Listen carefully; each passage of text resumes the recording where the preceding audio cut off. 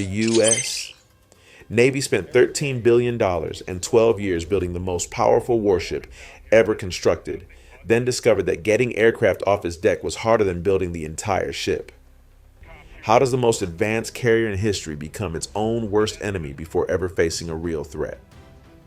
Let's find out why launching aircraft from CVN-78 is the battle nobody saw coming. 337 meters long, 100,000 tons of steel, 2 nuclear reactors generating 600 megawatts of power, a flight deck the size of 4 football fields, $13 billion, 12 years of construction, and over 2,600 compartments packed into a hull that took longer to build than the entire Second World War.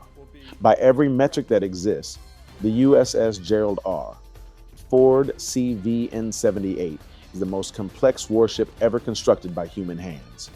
The numbers are staggering. The engineering is unprecedented. The achievement is undeniable.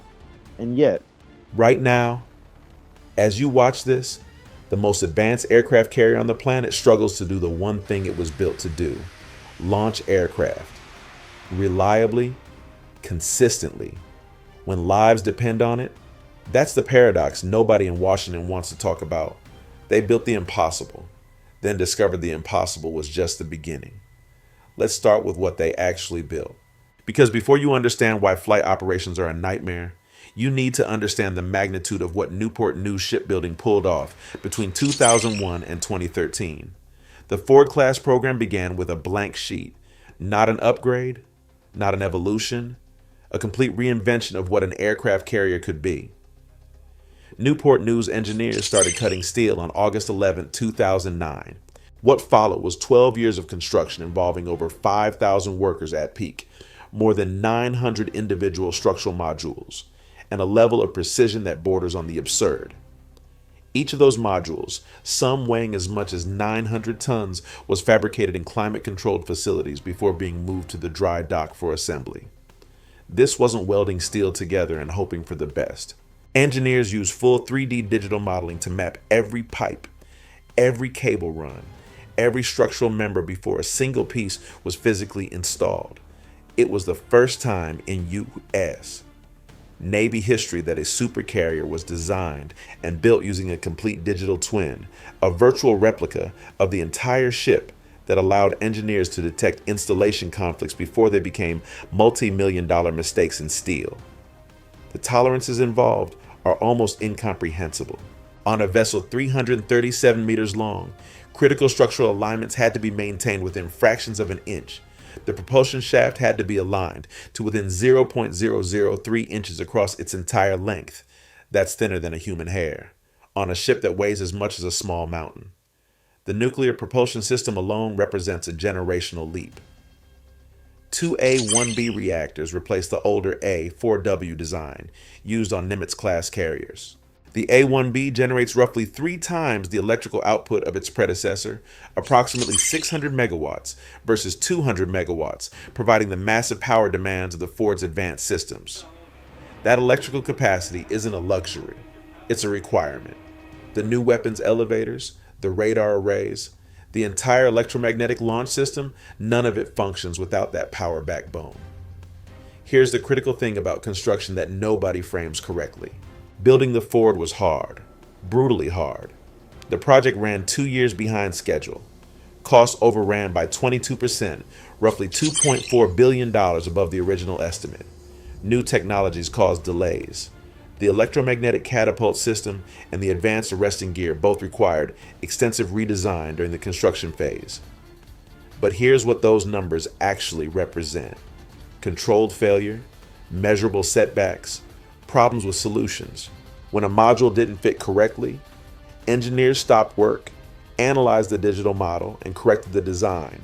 When costs ran over, Congress authorized additional funding, the timeline stretched, the budget expanded, nobody died. That is the fundamental privilege of construction that flight operations will never have. 3 privileges, specifically. You can stop when something goes wrong, you control the environment, and when the design fails, you fix the blueprint. The shipyard workers went home at night. They slept in their own beds. On November 9th, 2013, CVN-78 was christened and launched into the James River for the first time. The crowd roared. In that perfectly controlled, choreographed moment, everything worked exactly as planned. Nobody in that crowd understood that the easy part had just ended. 12 years to build her. How long do you think it takes to truly master operating her drop? Your answer in the comments. You might be more wrong than you think. If the scale of what Newport News built just made your jaw drop, wait until you see what happened the moment they tried to actually use it. Subscribe now, because what comes next will make you question everything you thought you knew about American naval power. The ship was built to perfection. Then they plugged in the most expensive launch system in naval history, and something refused to cooperate. That launch system is called the Electromagnetic Aircraft Launch System, EMALS, and on paper, it represents everything right about American defense engineering. In practice, it became the most embarrassing technological failure in the history of carrier aviation. To understand why, you need to understand what EMALS replaced and why the Navy believed it was worth the risk. The Nimitz-class carriers CVN-68 through CVN-77 used the C-13 steam catapult, a system refined over decades into something brutally reliable. Steam pressure built in below-deck accumulators, released through a piston-driven shuttle. And an aircraft went from 0 to flying speed in roughly 300 feet. Simple physics, proven performance. The C-13-1 and C-13-2 variants on Nimitz-class carriers routinely exceeded 4,000 launches between major failures. Not promised, delivered. Emails. Designed and built by General Atomics. Replace steam pressure with electromagnetic force. A linear induction motor accelerates a shuttle down a 300-foot track, carrying the aircraft with it. The theoretical advantages were significant smoother acceleration profile, reduced stress on airframes, precise energy control allowing the same system to launch everything from a 70,000-pound Asaksha-A 18E/F Super Hornet to a lightweight MQ-25 Stingray drone. Each launch consumes between 60 and 100 megajoules of electrical energy delivered in approximately 2 seconds. The specification written into the contract with General Atomics promised 4,166 launches between critical failures. That number wasn't arbitrary. It was calculated to allow the Ford to sustain combat operations through a full deployment cycle without a catastrophic system failure. The reality was 181 launches, not 4,166, not even close to 1,000. 181 launches before the system failed. That's 4.3% of the promised reliability. In 2020, emails failed twice during operational testing. Each failure took the system offline for 72 hours, 3 solid days where CVN-78, the most advanced warship on Earth, could not put a single aircraft in the air. The root cause wasn't simple. The EMALS energy storage system, a bank of rotating machinery and capacitor banks that store and release massive electrical charges, was generating what engineers called ripple force. The capacitor banks weren't discharging with perfectly uniform force across the length of the track. The result was a series of micro variations in acceleration invisible to the human eye, catastrophic to aircraft structures. Every F/A 18E/F, Super Hornet, and F-35C that launched from CVN-78 was absorbing stress loads that airframe designers never intended. The nose landing gear was taking hits that fell outside design parameters. Structural fatigue was accumulating with every single launch. The advanced arresting gear told the same story with different numbers. When a 30-ton fighter jet arrives at the stern of a carrier at 150 knots relative speed, the aircraft at 130 knots. The ship pushing forward at 20, the arresting system has approximately 320 feet to bring it to a complete stop. The old Mark 7 hydraulic arresting gear, used on Nimitz-class carriers, was a mature system. Rough on airframes, but dependable. The AAG replaced the Mark 7 with a hydraulic rotary arresting engine, the HRAE. The system uses a water turbine braking mechanism that theoretically reduces peak deceleration forces on the airframe by up to 40% compared to the Mark 7.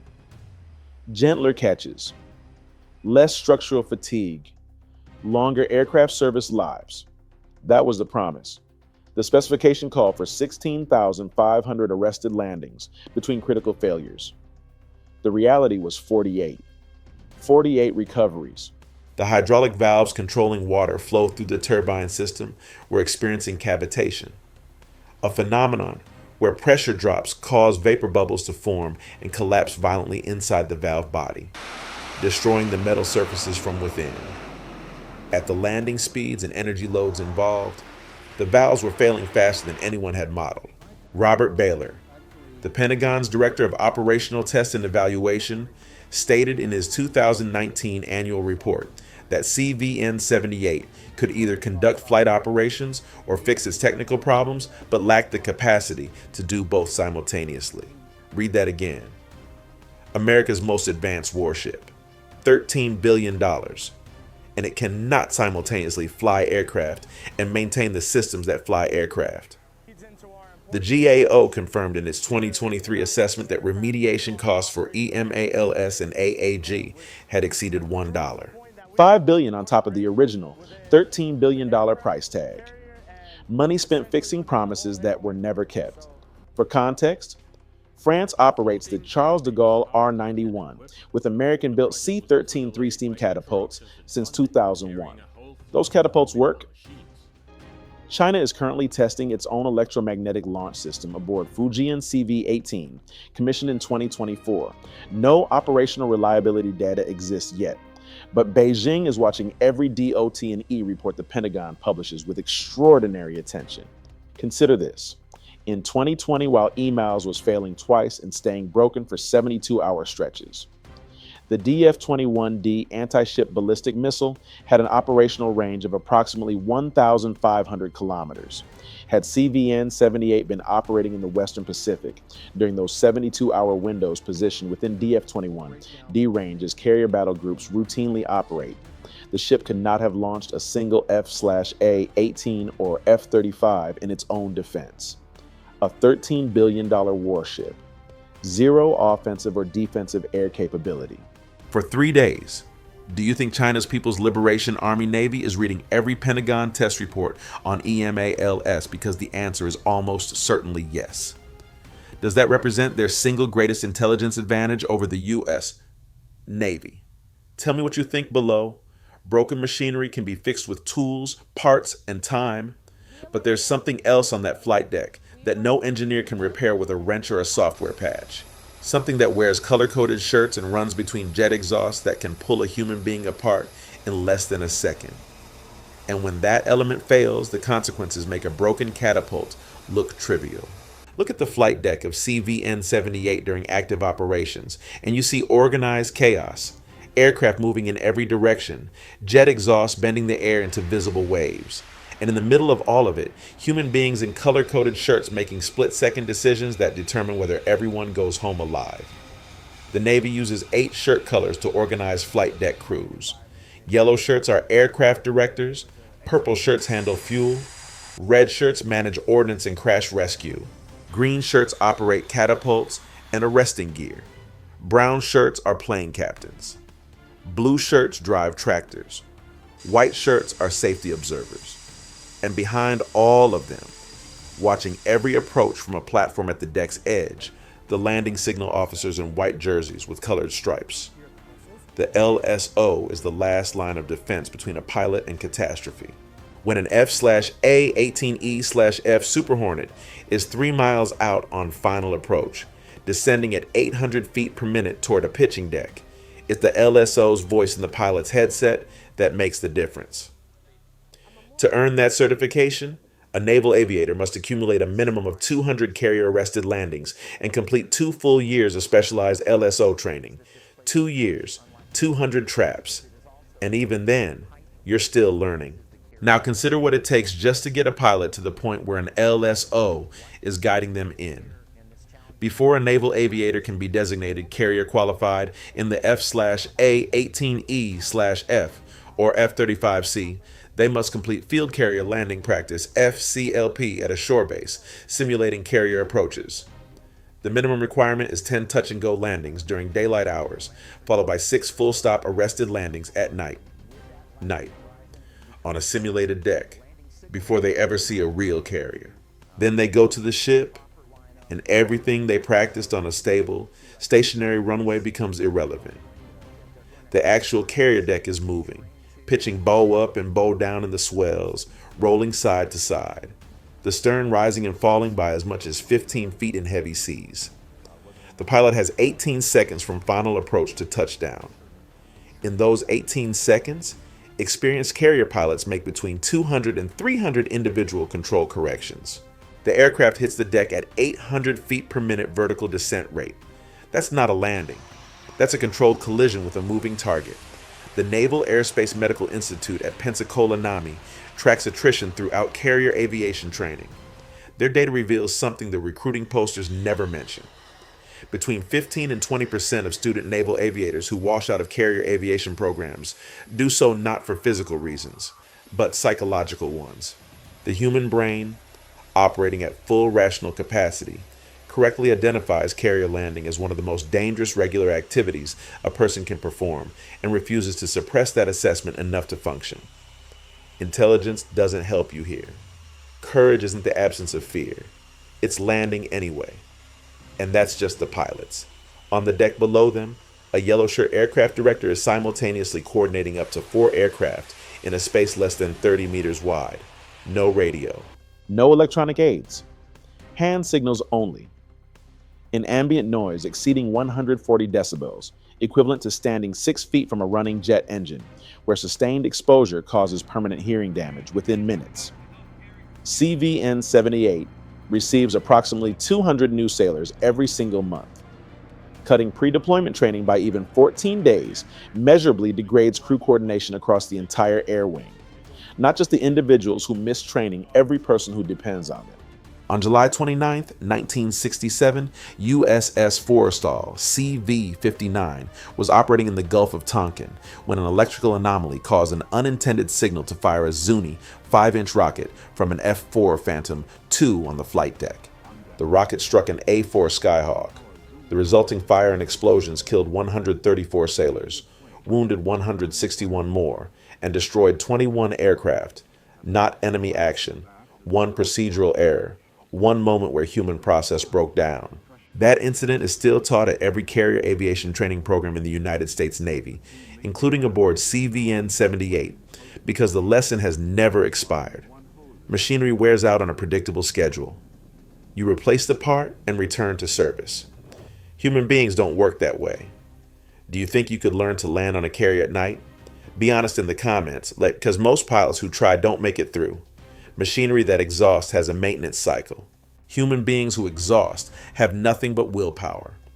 And when CVN-78 spent 239 consecutive days at sea, the question was never if something would break, only whether it would be the catapult or the person operating it.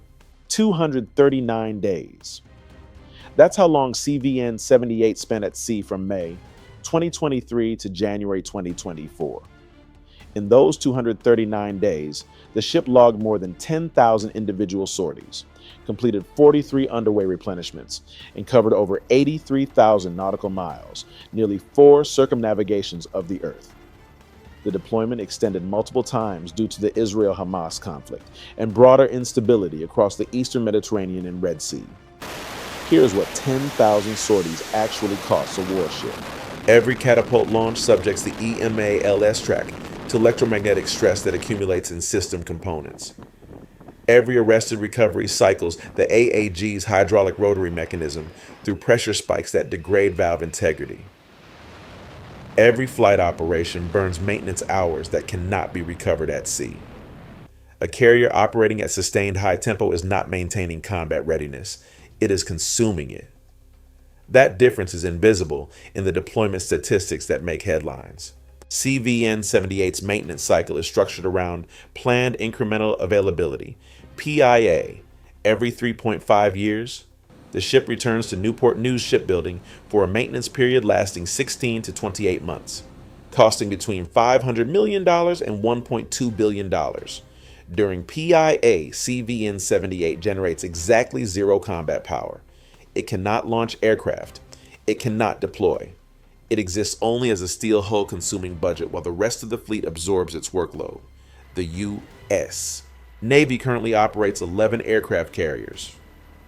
The Center for Strategic and Budgetary Assessments, CSBA, published analysis in 2023 concluding that sustaining current American global commitments requires a minimum of 13 to 15 carriers available at any given time. The Navy has 11. At any moment, at least one is in PIA. At least one more is in pre-deployment workup. Not yet certified for combat. The math doesn't work. It never has. And every extended deployment makes it worse. The cycle compounds on itself. Extended deployments accelerate equipment wear. Accelerated wear expands maintenance scope. Expanded maintenance extends PIA. Extended PIA delays return to rotation. That forces another carrier to fill the gap, extending its deployment, accelerating its own wear. The Navy calls this the readiness death spiral. It is not theoretical. It is current operational reality. Now look at the other side of the Pacific. While CVN-78 was working through emails reliability problems, China's People's Liberation Army Navy commissioned 3 carriers in a decade. Liaoning CV-16 made operational in 2012. Shandong CV-17, China's first domestically built carrier, commissioned in 2019. Fujian C-5-18, a full-size catapult carrier with a domestically developed electromagnetic launch system, commissioned in June 2024. 3 carriers in 10 years. The United States commissioned one in the same period. The one with the broken catapult. That context sits behind every DOT and E report and every GAO finding, and it is deeply uncomfortable. But here's the twist almost nobody talks about. Ford is not a failure. Ford is the most expensive test article in the history of naval aviation, and every failure it produced fed directly into the design of CVN-79 John F. and Kennedy and CVN-80 Enterprise. The ripple force problem in EMALS has been addressed in subsequent production units. The cavitation failures in the AAG hydraulic valves have been redesigned. The $1.5 billion spent fixing CVN-78 is not waste. It is tuition. The Navy paid $14.5 billion total to learn lessons that will make CVN-79 through CVN-82 genuinely combat ready from commissioning day on November 4th, 2023, with Middle East tensions at their peak. CVN-78 conducted sustained around-the-clock flight operations for 72 consecutive hours, more than 400 sorties. Emails did not fail. AAG did not go down. The crew did not break. That wasn't luck. That was the accumulated result of every system failure, every embarrassing test report, every hard lesson finally producing something that worked. If you were Chief of Naval Operations today, would you prioritize building new carriers to close the numbers gap or fixing the launch systems on the ones you already have? There's no clean answer. Tell me yours in the comments. USS Gerald R. Ford is not a perfect warship. But the 6,000 sailors who spent 239 days at sea, who launched 10,000 sorties, fixed broken catapults between flight operations, and kept flying when every specification said the system should have failed. They represent something no blueprint can capture and no GAO report can quantify. The ship can break. The people on it have proven repeatedly that they will not